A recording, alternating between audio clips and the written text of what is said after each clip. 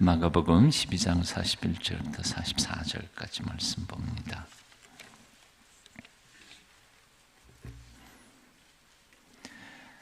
네 살밖에 안 되니까 함께 같이 읽겠습니다. 시작. 예수께서 헌금함을 대하여 앉으사 무리가 어떻게 헌금함에 돈 넣는가를 보실세. 여러 부자는 많이 넣는데 가난한 과부는 와서 두 랩던 곧 한 고드란트를 넣는지라. 예수께서 제자들을 불러다가 이르시되 내가 진실로 너희에게 이르노니 이 가난한 과부는 헌금함에 넣는 모든 사람보다 많이 넣었도다. 그들은 다 그 풍족한 중에서 넣었거니와 이 과부는 그 가난한 중에서 자기의 모든 소유 곧 생활비 전부를 넣었느니라 하시니라. 아멘. 오늘 본문만큼 충격적인 말씀은 사실은 또다시 없을 것이라고 생각합니다. 많은 사람들이 성경을 읽으면서 그 성경 말씀의 깊이 그리고 그 의미를 잘 깨닫지 못하면서 그냥 술렁술렁 넘어가니까 별로 충격을 받지 않습니다만 사실 오늘 본문은 굉장히 충격적인 장면입니다. 예수님께서 헌금함 앞에 쪼그리고 앉으셔서 사람들이 돈 넣는 것을 보고 계셨다는 사실입니다. 여러분, 이게 충격적이지 않으세요? 서정원 목사가 여러분 헌금할 때 저기 헌금함 앞에 의자 갖다 놓고 누가 얼마 넣나 그리고 쪼그리고 앉아서 쳐다보고 있다면 여러분들 마음속에 별의별 생각이 다 있을 겁니다. 와, 성 목사님 참 그렇지 않은 줄 아는데 돈 참 좋아하시네. 세상에 신앙이라고 하는 걸 왜 그런 잣대로 재시는가. 그리고 시험 받는 사람들이 굉장히 많을 것 같아요. 막 동순교회 다시는 동순교회 안 나간다 그럴 사람도 있을 테고요. 사실 눈치 보거나 이런 것 때문에, 눈치 때문에 혹은 사람들 경쟁심 때문에 헌금하는 거 그 제도 고치려고 사실 벌써 오래전에 우리는 헌금 이 파리채라고 그랬잖아요. 파리채 안 돌렸지요. 다 들어오면서 알아서 은혜 되는 대로 하나님 앞에 헌금하라고 헌금함을 따로 저 뒤에다 그냥 배치를 했는데 사실은 들려오는 소식은 별로 그렇게 좋은 소식은 아닙니다. 그래서 장로님들 중에는 지난해에도 그런 얘기가 나왔었습니다만 헌금 안 한다고 뭐 초신자들이야 놔두고 심지어는 중직자들도 헌금하지 않고 헌금대 앞을 그냥 지나치는 사람들이 수도 없이 많다고. 그러니까 우리가 다시 파리채 다시 돌리자고. 그래서 제가 적극 반대를 했습니다. 그래도 개인 신앙의 자세인 거지. 그걸 강요해가지고 넣는다고 넣는 흉내만 내는 사람도 있고 어떤 사람 토큰 넣고 그렇게 외면적인, 외형적인, 외식적인 그런 삶을 강조하는 것은 우리가 거꾸로 가는 것 아닐까 그런 생각을 들었습니다. 그런데 오늘 본문 말씀은 충격적이지 않아요? 예수님께서 헌금함 앞에 쪼그리고 앉으셨어. 대하여 앉으사 그렇게 표현했습니다. 딱 지켜보고 계셨습니다. 돈을 어떻게 넣는가 하고 살펴보셨다는 것입니다. 본문을 통해서 우리가 확인할 한 가지 사실이 있습니다. 예수님께서는 사람들이 헌금을 어떻게 하는지에 대하여 관심을 가지고 계셨다는 사실입니다. 이제 질문합니다. 2000년 전에 예수님께서는 사람들이 헌금하는 것에 관심을 가지셨다. 그러나 2000년이 지난 지금 오늘날은 예수님께서는 사람들이 헌금하는 것에 대해서 관심이 없어지셨다. 맞아요? 틀려요? 잘 아시네요. 그럴 리가 있나요? 2000년 전에 헌금함 앞에 쪼그리고 앉으셔서 사람들이 헌금을 어떻게 하느냐를 지켜보고 계셨던 주님께서는 오늘날도 사람들이 특별히 당신의 구속받은 하나님의 백성들이 어떻게 재물을 관리하고 어떻게 쓰고 있는지에 대하여 아마도 관심을 깊이 가지고 계시는 줄 압니다. 이것은 굉장히 충격적인 얘기 아니에요. 우리가 건성으로 이 본문을 읽어서 충격적이지 않은 걸로 알지만 이건 엄청난 충격적인 장면입니다. 예수님께서는 오늘날도 영이시니까 눈에 보이지 않지만 아마도 헌금함 앞에 쪼그리고 앉으셨어. 교인들이 예배당 안에 들어가면서 얼마나 어떻게 헌금하고 있는지를 지켜보고 계시는 줄로 생각합니다. 아니, 사실은 예수님은 영이시고 하나님이시기에 거기 쪼그리고 앉으실 필요가 없으시려고 생각합니다. 왜요? 2000년 전에 사람의 몸을 입고 이 세상에 오신 예수님은 시공간을 초월하실 수 없는 분이시죠.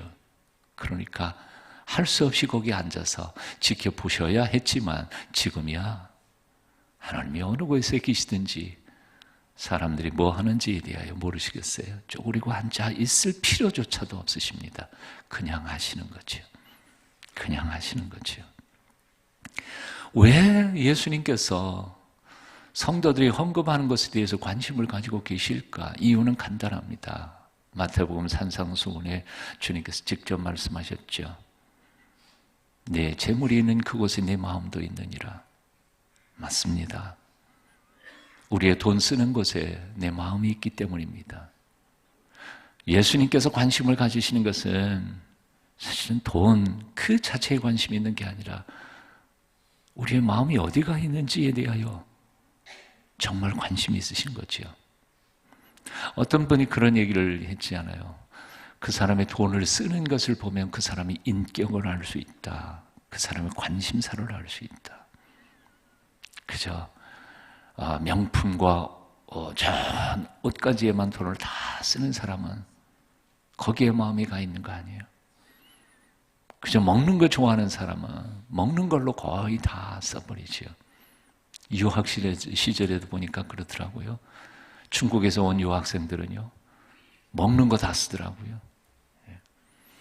그 중국에서 온 친구 집에 가보면요, 카펫에 뭐 생선 뼈다고 뭐 이런 거 다 먹다가 퇴하면 그냥 그 카펫에 다 끼어 있어요. 청소 별로 안 해요. 냄새도 굉장히 많이 나요. 한국 사람들, 일본 사람들은 청소하는데 돈 많이 들어가요. 닦고 베큐하고 그러는데 중국 사람들 그런 거 없어요. 그냥 맛있는 거, 몸에 좋은 거, 일반화의 오류를 범한 저를 용서해 주십시오. 안 그런 중국 분들도 계세요. 그렇지만 대부분 제가 본 사람들이 대부분 그렇더라고요. 여러분 돈을 어디에 쓰세요? 가난하고 연약한 이들에게 돈을 나누었어요? 가난한 이들에게 내 마음이 가 있는 겁니다. 하나님의 영광을 위해서 쓰세요? 하나님께 마음이 가 있는 거죠.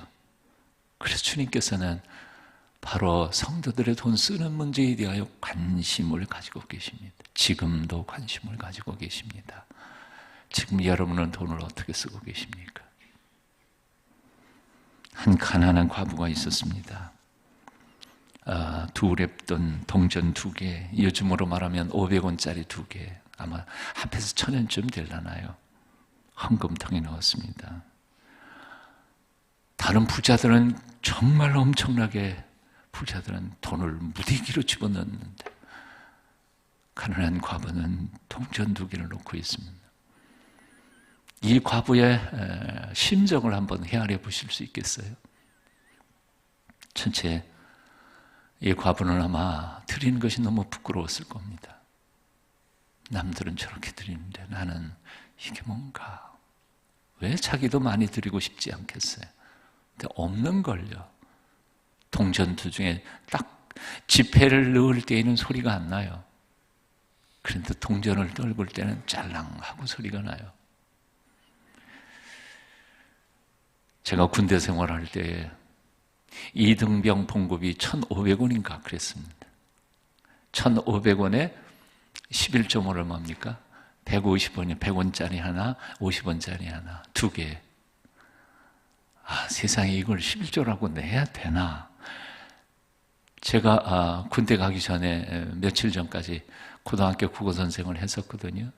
그래도 그 11조는 조금 됐어요. 그렇게 많지는 않았지만 그래도 조금 됐어요. 근데 야, 세상에 150원짜리는 150원 동전 2개를 어떻게 11조로 낼 수 있을까? 이거 내 마라. 내도 별로 군인교회에 별로 도움도 안 될. 낼 것인가 말 것인가 고민하다가 그래도 11조인데 봉투에다가 100원짜리, 50원짜리 딸랑 2개 넣고 이렇게 접어서 넣는데 부끄럽더라고요. 첫째, 이 여인은 많이 부끄러웠을 겁니다. 그리고 두 번째, 이 여인의 마음속에는 원망하는 마음이 있었을 것입니다. 하나님, 왜 내 남편이 일찍 데려갔습니까? 내 남편만 살아있었더라면 나도 헌금 제대로 할 수 있었을 텐데 이게 뭡니까? 충분히 그런 아픈 쓰라린 마음이 그 여인의 가슴 속에 있을 것이라고 생각합니다. 그런데 그런 모든 것들을 뛰어넘어서 그는 자신의 남이 어떻게 보든지 간에 동전 2개를 다 넣습니다. 자신의 최선을 다한 것이죠. 근데 사실은 최선이라는 것보다 최선이라는 말로는 설명하기 힘든 거예요. 예수님께서 뭐라고 표현했느냐 하면 자기가 가진 모든 것을 드렸느니라. 최선 정도가 아니에요. 모든 것을 드렸다고 표현했어요. 자신의 소유 전부를, 즉 생활비 전부를 드렸다.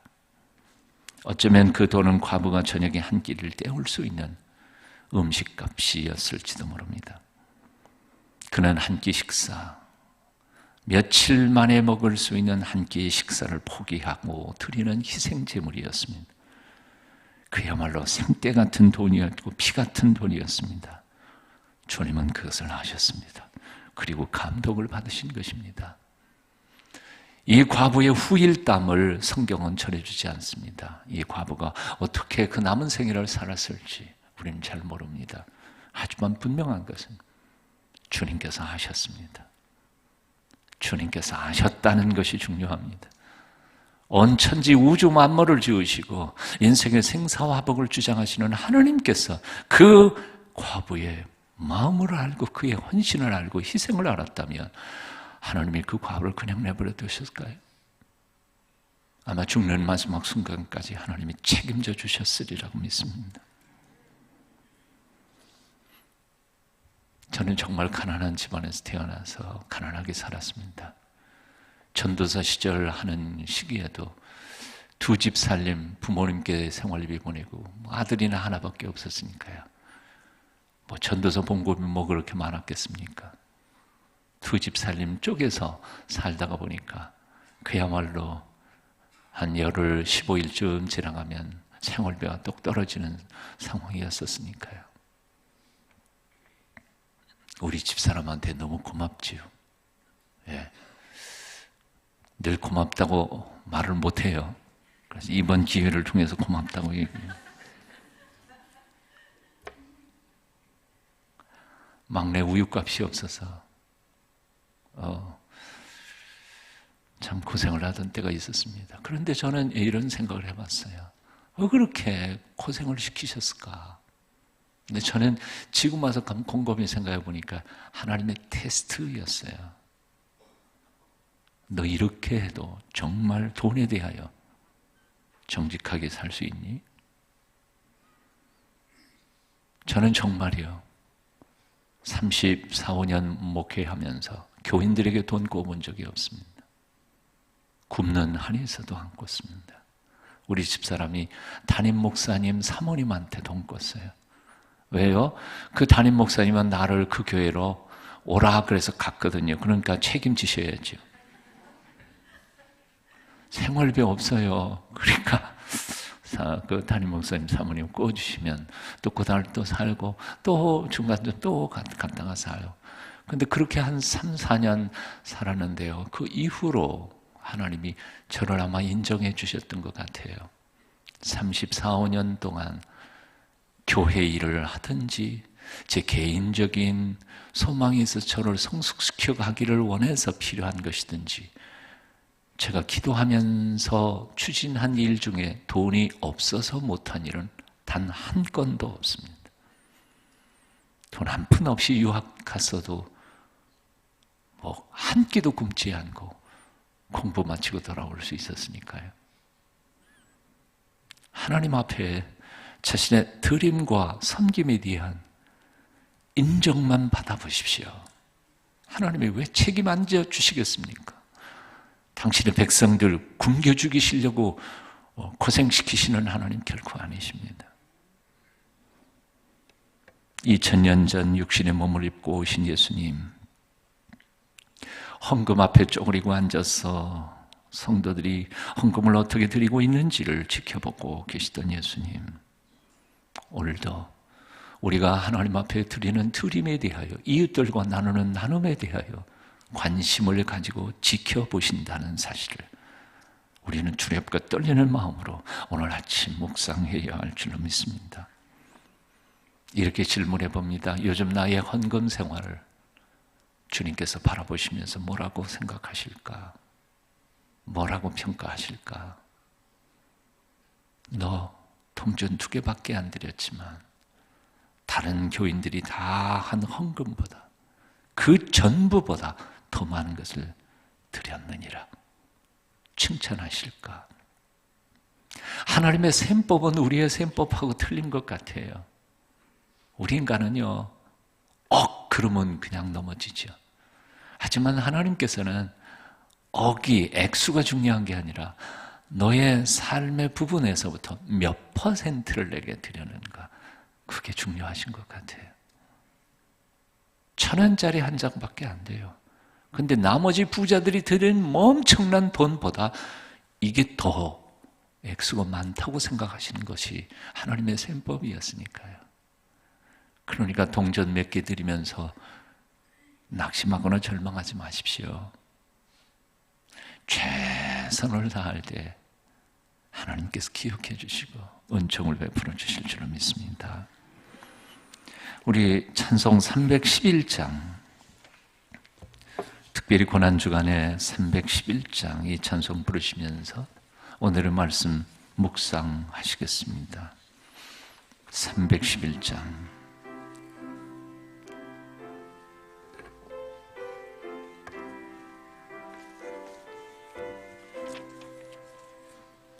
내 너를 위하여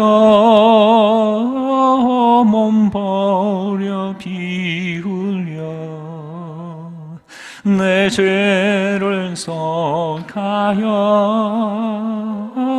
살 길을 주었다. 널 위해 몸을 줄 것만 너무 주느냐. 널 위해 몸을 줄 것만 너무 주느냐. 아버지 보좌와 그 영광 떠나서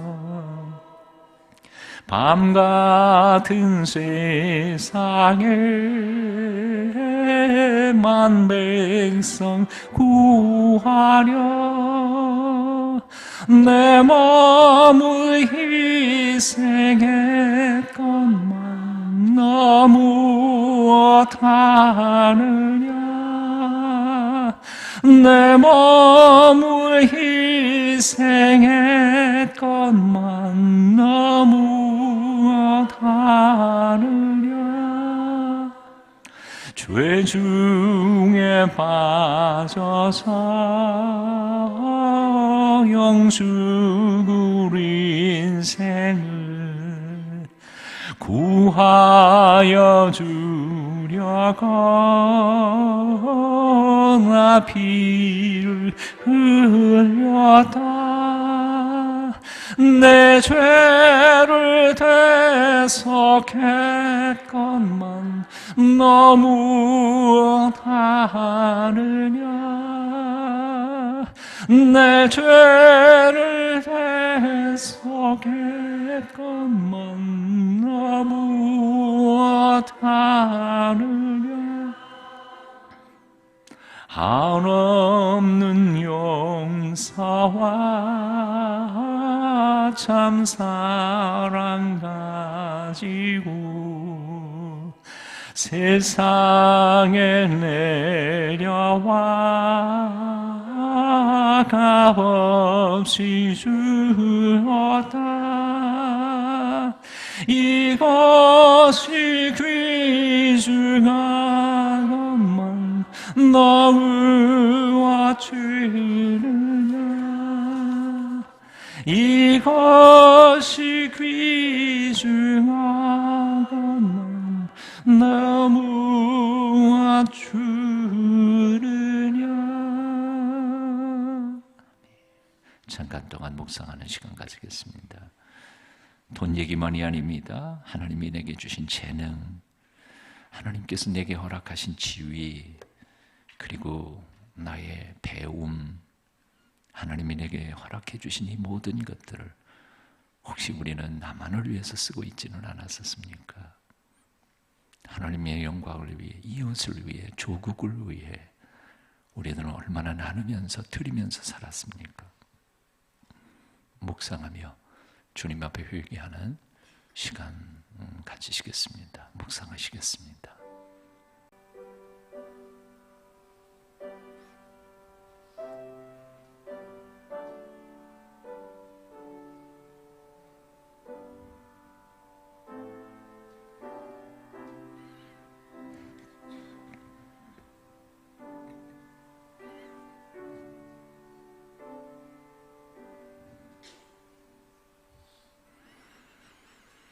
사람들이 헌금하는 모습을 바라보시던 주 예수님,